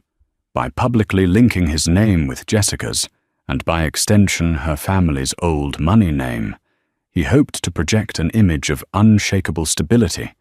He needed to dazzle the investors, especially the representatives from Sterling Hathaway Holdings, the private equity firm that had bought a controlling stake 2 years ago. They had been patient so far, but he could feel their scrutiny tightening. The upcoming board review was a source of constant, gnawing anxiety. "Is that the seating chart again, darling?" Jessica's voice, manicured and smooth, cut through his thoughts. She glided into the room, holding up 2 shimmering gowns. "The silver Armani or the gold Valentino. I want to look like a queen when we make our announcement." Ethan glanced at the spreadsheet on his tablet, a complex web of anxieties disguised as a seating chart. He had placed Arthur Pendleton, the chairman of Sterling Hathaway, at his own table, a place of honor. "The gold," he said absently. "It's more impactful." "Good choice." She draped the gold dress over a chair and came to stand behind him, her hands massaging his shoulders. Her touch felt possessive, proprietary. "Stop worrying about the party. Everything is perfect. The caterer is the best in the city. The champagne is vintage, and everyone who's anyone will be there. This is our moment, Ethan. The official launch of the Vance and Sterling dynasty." He forced a smile. "You're right. It will be perfect." But a sliver of unease remained. It was a faint, almost imperceptible memory of a different kind of support. He remembered late nights with Madeline, her poring over his financial projections, her sharp mind finding flaws he'd missed, her quiet encouragement feeling like a bedrock beneath him. Jessica offered enthusiasm, but not substance. When he tried to talk to her about the pressure from the board or a new competitor's product launch, her eyes would glaze over, and she'd deftly change the subject to flower arrangements or their summer plans for the Hamptons. "I spoke to my father today," Jessica said, her voice taking on a tone of casual importance. "He's so thrilled. He said he always knew I'd land on my feet after that. Unpleasantness at my old firm." Ethan stiffened. The unpleasantness she referred to was an ethics complaint filed against her for poaching clients, the real reason she'd left her law career to join his company as a marketing consultant. He had made that problem go away, a fact she seemed to conveniently forget. "And did you remember to send an invitation to your ex-wife?" she asked, her voice laced with a sweet, venomous curiosity. Ethan looked up, startled. "Madeline? Why on earth would I do that?" Jessica gave a tinkling laugh. "For closure, darling. To show her how well you're doing. To show her there are no hard feelings. It's the classy, powerful thing to do. Let her see what she lost. Let her see us, happy and successful. It's the final win." He considered it. The idea was petty, cruel, and utterly compelling. He hadn't spoken to Madeline since the day he'd left. He'd heard through the grapevine that she'd taken some low-level job somewhere, just as he'd predicted. She had probably faded back into the anonymity from which he'd plucked her. Sending her an invitation would be like salting a wound, a final, triumphant declaration of his superiority. It appealed to the ugliest part of his nature. "Where would I even send it?" he mused, a slow, malicious grin spreading across his face. "Oh, I have her address," Jessica said breezily. "I had my assistant track it down a while ago. Just..." in case we needed to send her any leftover legal documents. The casual way she admitted to having his ex-wife surveilled should have been a red flag. But to Ethan, it just felt like another sign of Jessica's thoroughness. He pictured Madeline, alone in some drab little apartment, receiving the opulent invitation. He imagined her quiet despair, her bitter jealousy. The thought gave him a dark, satisfying thrill. "All right," he said, pulling up his email. "Let's give her a front-row seat to our future." He typed out a short, condescendingly polite email, attached a digital copy of the invitation, and hit send. He felt a surge of power, of finality. It was the last ghost of his old life, now properly exorcised. Later that evening, as he stood with Jessica on their balcony, the city lights glittering below like a carpet of scattered diamonds, he felt a supreme, unassailable confidence. His beautiful fiancée was on his arm. His name was on the verge of being immortalized in the corporate world, and his past was firmly where it belonged, in the rearview mirror. "To Vance and Sterling," Jessica said, clinking her champagne flute against his. "To us," he replied, kissing her. But as he looked out at the vast, indifferent city, he couldn't shake a tiny, cold flicker in the pit of his stomach. It was the feeling of a man standing on a trap-door, admiring the view, completely unaware of the lever being pulled 1,000 miles away. The celebration was set, the guests were invited, and the stage was prepared. But he had fundamentally miscast the star of the show. The email arrived at 11:47 p.m. on a Tuesday. Madeline was in her sparse, functional apartment in a high-rise that valued security over charm. She was reviewing a due diligence report for a potential acquisition in the biotech sector. A tangle of data she was methodically unraveling. The apartment was her sanctuary and her command center, a place devoid of personal artifacts, save for a framed photo of her late parents on her nightstand. There were no ghosts of her past life here. She had made sure of it. The notification pinged, a soft, unobtrusive sound. The subject line was deceptively simple. An invitation. The sender was Ethan Vance. Her heart didn't leap or sink. It simply stopped for a single, frozen second before resuming its steady, disciplined rhythm. For a moment, she thought it might be a legal matter, some loose end from the divorce. She clicked it open. The email was short, dripping with false bonhomie. "Madeline, hope this finds you well. It's been some time. As I embark on the next chapter of my life, I wanted to extend an invitation to my engagement party this Saturday. Jessica and I would be pleased if you could join us to celebrate. I've always wished you the best, and this felt like a chance for a positive new beginning for everyone. All the details are in the attached invitation. Best, Ethan, positive new beginning. Wished you the best." The lies were so bald-faced they were almost comical. This wasn't an olive branch. It was a dagger wrapped in silk. It was a summons to witness his triumph, a command performance for her own humiliation. He wanted her to see Jessica's ring, to hear the toasts to their glorious future, to feel the full weight of what he had deemed her unworthy of. Her cursor hovered over the attachment. With a steady hand, she clicked it open. The invitation bloomed on her screen, a confection of gold leaf and swirling calligraphy. "Mr. Ethan Vance and Ms. Jessica Sterling request the pleasure of your company to celebrate their engagement." The venue was the Pierre, the time, 8 p.m. It was the most expensive, ostentatious, and public way he could possibly have chosen to twist the knife. She leaned back in her chair, the glow of the monitor illuminating her face. There was no pain. The woman who would have been shattered by this invitation had died 4 years ago in a penthouse filled with Italian luggage. The woman reading it now was someone else entirely. She was a creation of spreadsheets, boardrooms, and brutal self-discipline. She was a CEO in waiting. A slow, icy calm washed over her. Jessica's name being Sterling had always been a bitter irony. Now it was a poetic one.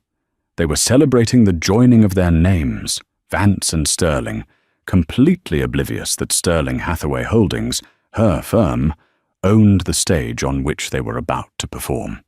Her phone buzzed. It was Robert Chen. "Did you see the latest quarterly report from Vance Innovations?" he asked, his voice tight with concern. "Ethan's bleeding cash. The spending on his new marketing division is astronomical. The board must be having a fit." "They are," Madeline said coolly, her eyes still on the invitation. "That's why they're making a change." "A change? What kind of change?" Madeline allowed herself a small, dangerous smile. "I just received a personal invitation to his engagement party on Saturday." Robert was silent for a moment, processing. "He invited you? That arrogant son of a—" He caught himself. "Why would you even consider going? What's the point, Madeline? You've already won. You don't need to stoop to his level." "This isn't about stooping, Robert.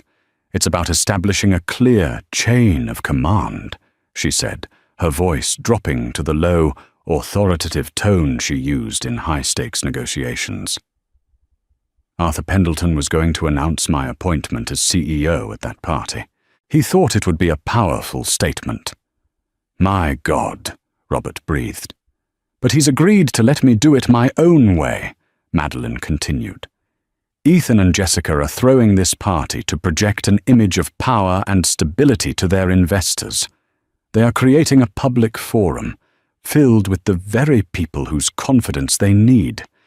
They've built the stage, sent out the invitations, and chosen the spotlight.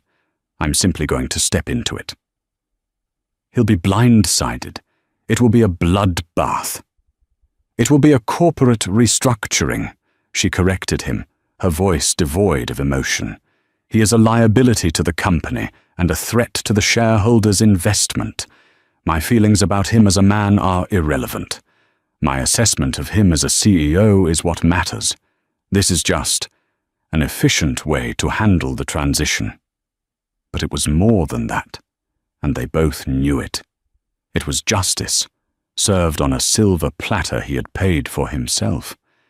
It was the final, definitive closing of a chapter, written in ink of his own making. "Be careful, Madeline," Robert said softly. "Don't let the satisfaction of the moment cloud your judgment for what comes after." "The moment is the point, Robert," she replied. "It's about optics. It's about sending a message not just to Ethan, but to every single person in that room, that the era of vanity and mismanagement at Vance Innovations is over. A new protocol is being initiated." After she hung up, she stared at the invitation again. Ethan had intended it as a final act of cruelty. He had summoned the ghost of his past to witness his glory. He had no idea he had just sent a gilded summons to his own executioner.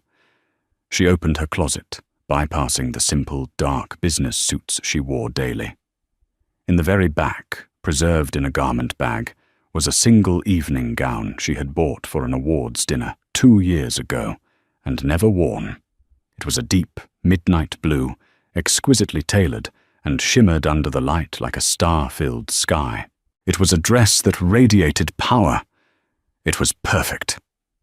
The Pierre Hotel exuded an aura of old-world opulence. Crystal chandeliers weighing as much as small cars hung from the frescoed ceilings of the grand ballroom, casting a warm, golden light over the city's elite. The air was thick with the scent of expensive perfume and peonies, punctuated by the cheerful clinking of champagne flutes and the low hum of self-important conversation. It was a room built for kings and queens of industry, a stage for the city's grandest dramas. Ethan Vance stood at the center of it all, a beacon of success. His tuxedo was bespoke, His smile was dazzling, and Jessica Sterling clung to his arm, radiant in her gold Valentino gown, a massive diamond winking on her finger. They moved through the crowd like royalty, accepting congratulations and air kisses, their laughter echoing slightly too loud, their confidence a brittle, lacquered shell. "Arthur Pendleton's office called," Jessica whispered excitedly into Ethan's ear as they greeted a banking executive. "He's running late, but his car is on the way. He wouldn't miss this for the world." Ethan felt a surge of relief. Pendleton's presence was the ultimate endorsement. With the chairman of Sterling Hathaway smiling upon their union, the investors would be putty in his hands. Tonight was going perfectly. It was his masterpiece, a symphony of power, wealth, and love. He scanned the entrance, a part of him still looking for a ghost. He wondered if Madeline had received his email. He hoped she had. He hoped she was sitting in her tiny apartment, eating a meal for one, imagining this very scene and feeling the sting of her own mediocrity. The thought was a petty but undeniable pleasure. It was then that the doors to the ballroom opened again. A woman stood silhouetted in the entrance, and for a heartbeat, the ambient noise of the room seemed to dip. She was not announced. She did not need to be. She commanded attention simply by standing still. She wore a gown the color of a midnight sky, a stark, elegant contrast to the sea of gold, silver, and crimson in the room. It was cut with an architectural precision that highlighted a strength he had never known she possessed. Her dark hair, which she used to wear long and soft, was styled in a chic, severe bob that framed a face he almost didn't recognize. The soft, accommodating features he remembered were gone, replaced by a calm, formidable composure. Her eyes, when they swept the room, were not wide and wounded. They were sharp, analytical, and missed nothing. Ethan's smile froze on his face. His champagne flute felt suddenly heavy in his hand. It was Madeline. But it was not. It was a stranger wearing his ex-wife's face. Jessica followed his gaze, her brow furrowing. "Who is that? Do we know her?" Then recognition dawned, followed by a cruel, triumphant smirk. "Oh my God, it's her! She actually came! How pathetic! Look at her! Probably spent her last dime on that dress to try and compete." But Ethan wasn't listening. He saw the way a few influential venture capitalists, people he'd been trying to get a meeting with for months, straightened up as she entered. He saw the head of a major tech publication subtly nod in her direction, a gesture of respect. Something was wrong. This wasn't the picture of the lonely, forgotten ex-wife he had so gleefully painted in his mind. Madeline didn't search the crowd for him. She moved with a quiet, unhurried grace, her gaze sweeping the room as if she were performing an environmental assessment. She accepted a glass of water from a passing waiter, ignoring the champagne. An older, distinguished-looking man, whom Ethan vaguely recognized as a board member from a rival tech firm, immediately approached her. They spoke in low, familiar tones. He laughed at something she said. Panic, cold and sharp, began to prickle at the edges of Ethan's triumphant haze. This was not the script. She was supposed to be a wallflower, a pitiable figure that would only serve to highlight his own brilliance. Instead, she was drawing a subtle but undeniable gravitational pull. "I'm going to go say hello," Jessica said, her voice dripping with condescension. "It's only polite to welcome the less fortunate." Before Ethan could stop her, Jessica detached herself from his arm and glided towards Madeline, her gold dress a shimmering banner of war. Ethan watched, his heart thudding against his ribs as Jessica intercepted Madeline near a towering floral arrangement. "Madeline?" Jessica purred, loud enough for those nearby to hear. "I'm so surprised you could make it. It's so brave of you to come." Ethan and I are just thrilled you're here to share in our happiness." Madeline turned to face her.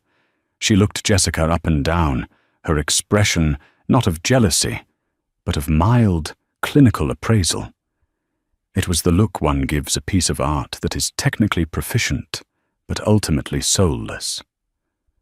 "Jessica," Madeline said, her voice calm and even, holding none of the tremor of a woman confronted by her replacement. "It's an impressive party. The overhead on an event like this must be substantial. I hope it was budgeted for in the quarterly marketing expenses." The businesslike comment threw Jessica completely off balance. "Well, it's a celebration, not a business meeting." "For some of us," Madeline replied smoothly, "everything is a business meeting." At that moment, the lights in the ballroom dimmed slightly, and a man stepped up to the microphone on the small stage. It was not Arthur Pendleton. It was another senior board member of Sterling Hathaway, a man named George Carmichael. "Ladies and gentlemen, if I may have your attention," George began, his voice booming through the sound system. Ethan felt a knot of dread tighten in his stomach. Where was Pendleton? Why was Carmichael making the announcement? "We are all here tonight to celebrate a new union, a joining of two names, Vance and Sterling," George continued, smiling out at the crowd. "And in that spirit of new beginnings, Sterling Hathaway Holdings has an important announcement to make regarding the future leadership of one of its most promising assets, Vance Innovations."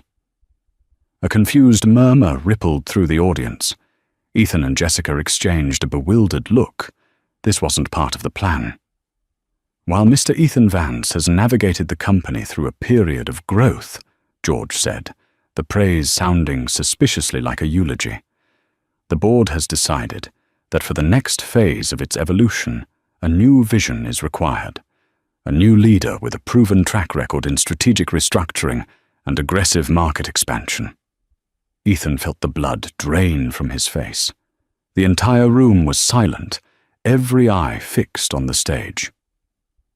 "Our chairman, Mr. Arthur Pendleton, sends his deepest regrets that he could not be here. He is in fact officially on his retirement holiday as of this morning," George announced. "But he and the entire board are unanimous in their choice for the new Chief Executive Officer of Vance Innovations. She is a woman of formidable talent and unwavering resolve, and we are thrilled to welcome her. Ladies and gentlemen, please welcome the new CEO of Vance Innovations, Ms. Madeline Reed." George Carmichael turned and gestured, not to the side of the stage, but directly into the crowd, directly at the woman in the midnight blue dress. A collective gasp swept through the ballroom. Every head swiveled in unison.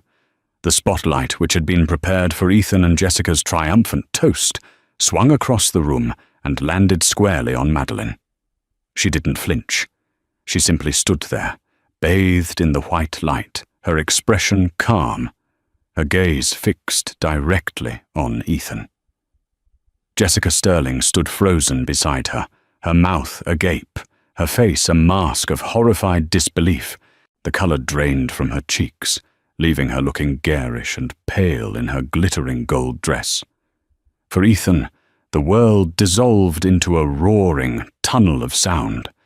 The clinking glasses, the music, the whispers, it all faded away, replaced by the thunderous pounding of his own blood in his ears. He looked at Madeline, really looked at her, and saw not the woman he had left, but the architect of his demise. He had sent an invitation to his party, and she had responded by taking his company. He had planned a celebration of his future, and it had just become the public execution of his career. In the center of the silent, stunned ballroom, Madeline met his gaze across the room. She gave a small, almost imperceptible nod. It wasn't a gesture of triumph or malice, it was a gesture of finality, a confirmation. The books were balanced, the debt had been paid. The party did not so much end as it shattered. The announcement hung in the air like the smoke after an explosion, and the guests, a mix of investors, clients, and socialites, reacted with a flurry of frantic whispers. Alliances were reassessed, business cards were discreetly pocketed, and a wide berth was given to the smouldering crater where Ethan and Jessica stood. They had become radioactive. Jessica was the first to break. Her face, a carefully constructed mask of social grace, crumpled into undisguised fury. "What did you do?" she hissed at Ethan, her voice a venomous whisper. "You told me everything was fine. You told me the board loved you." I don't know," Ethan stammered, his mind reeling. He couldn't process the reality of the situation.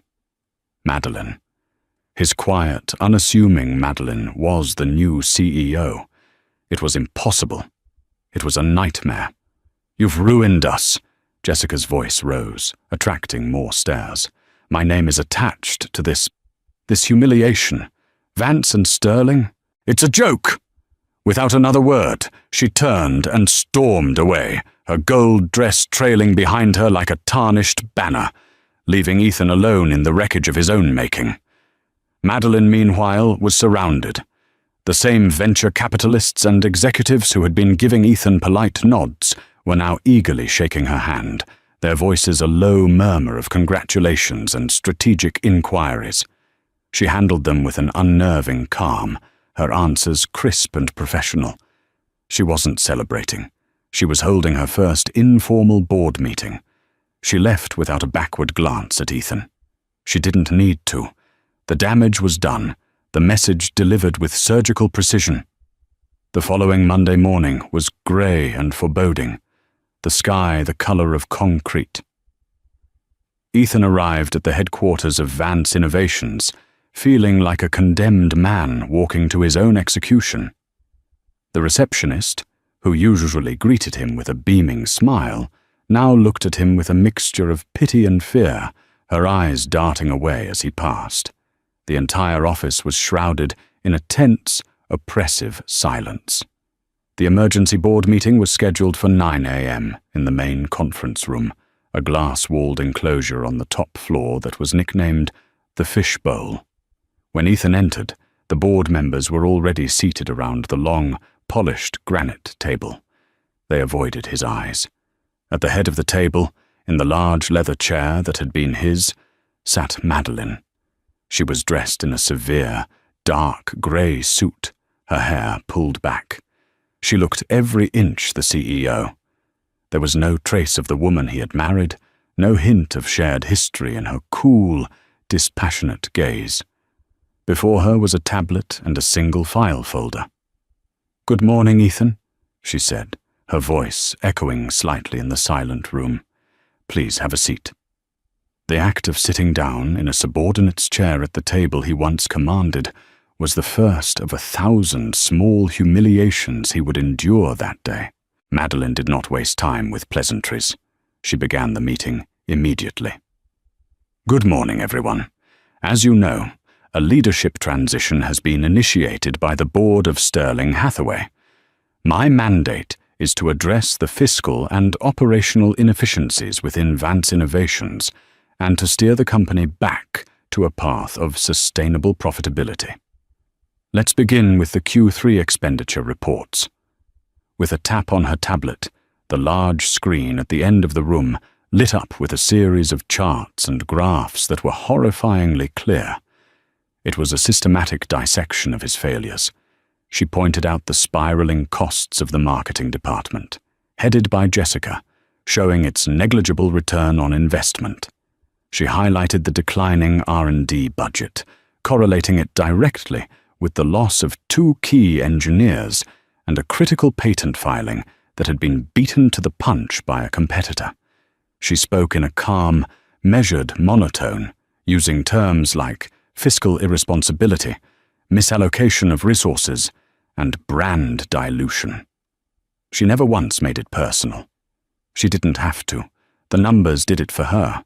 She presented the data not as an accusation, but as an unassailable fact, an autopsy of his leadership. Ethan felt his face flush with shame and impotent rage. He tried to interject, to defend his decisions. The marketing spend was about building brand prestige, he began, his voice sounding weak even to his own ears. The brand's prestige is derived from its innovation and profitability, Mr. Vance. Not the vintage of the champagne served at its parties. Madeline cut him off coolly, not even bothering to look at him. She addressed the board. The party on Saturday evening, for example. I've reviewed the invoices. $250,000, billed to the corporate account as a client and investor relations event. An event, I might add, that resulted in a catastrophic loss of investor confidence. The other board members shifted uncomfortably. They had all been there. They were all complicit in enjoying the largesse. Now they looked at him as if he were a stranger who had stolen their wallets. He was being systematically dismantled, piece by piece, with the cold, impersonal tools of the corporate world he loved. It was a death by 1,000 cuts, each one delivered with the precision of a surgeon. When she was finished, the case against him was absolute. He expected her to fire him. He almost wished for it, a quick, clean end. But Madeline had something far more punishing in mind. Effective immediately, the marketing department will be dissolved, and its functions absorbed by sales and product development, she announced. All non-essential executive perks are suspended. And Mr. Vance, she finally turned her eyes on him, her gaze as sharp and cold as ice. You will be reassigned. A stunned silence filled the room.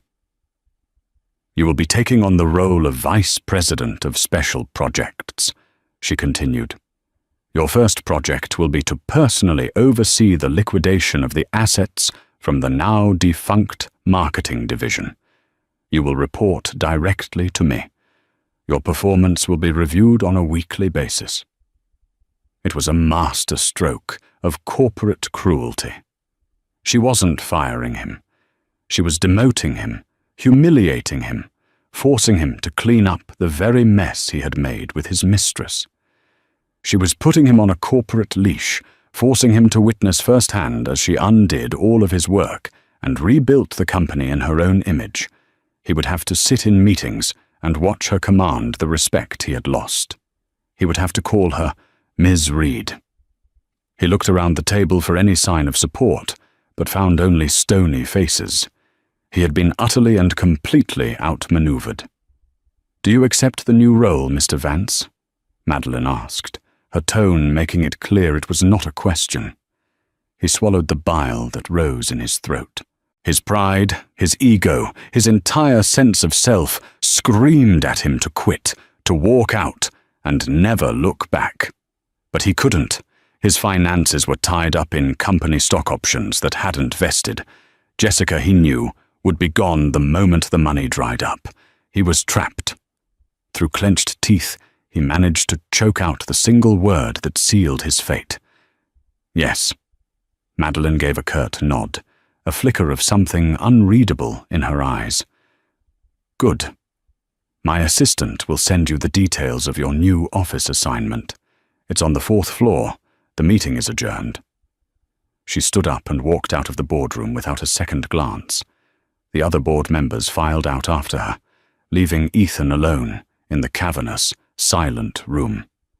He stared at his reflection in the polished table, but the confident, powerful man he expected to see was gone.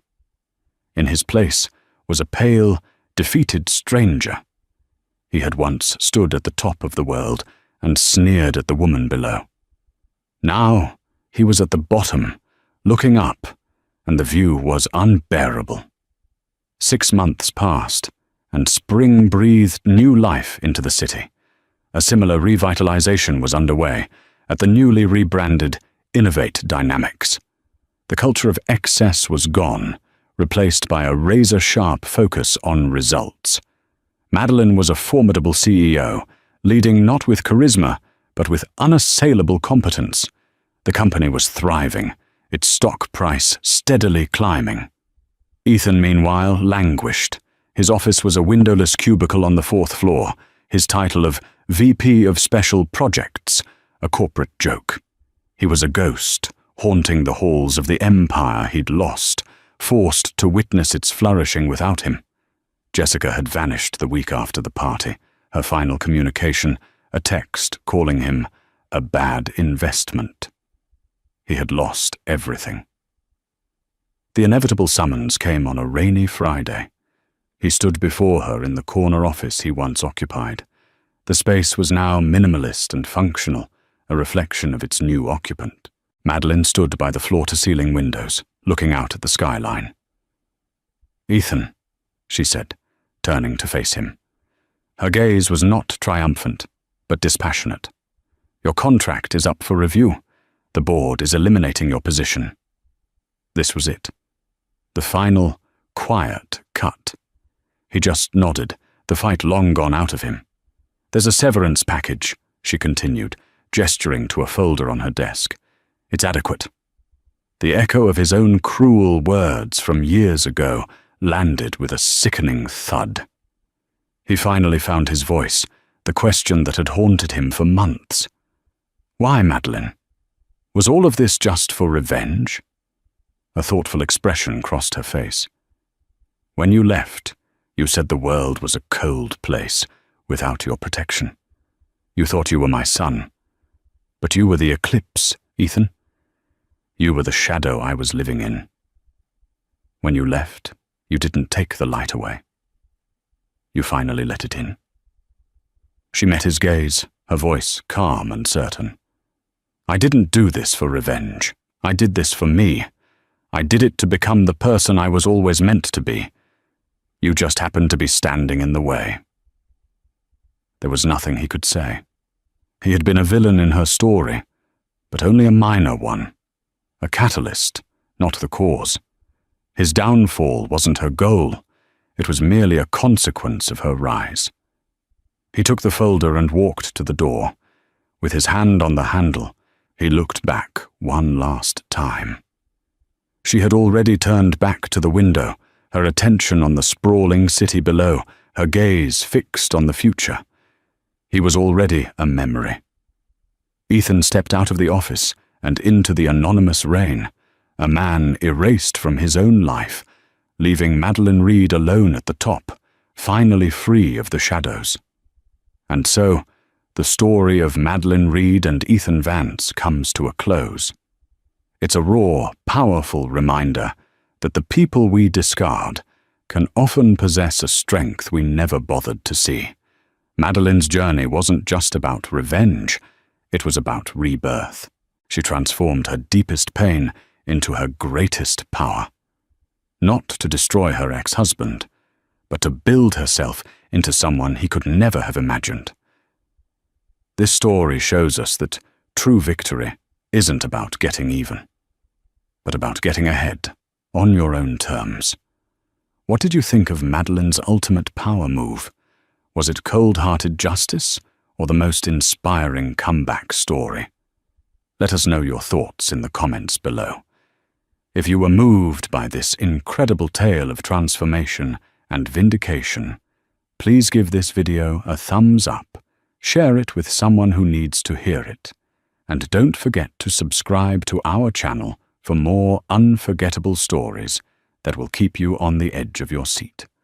Click that notification bell so you never miss an update. Thank you for listening.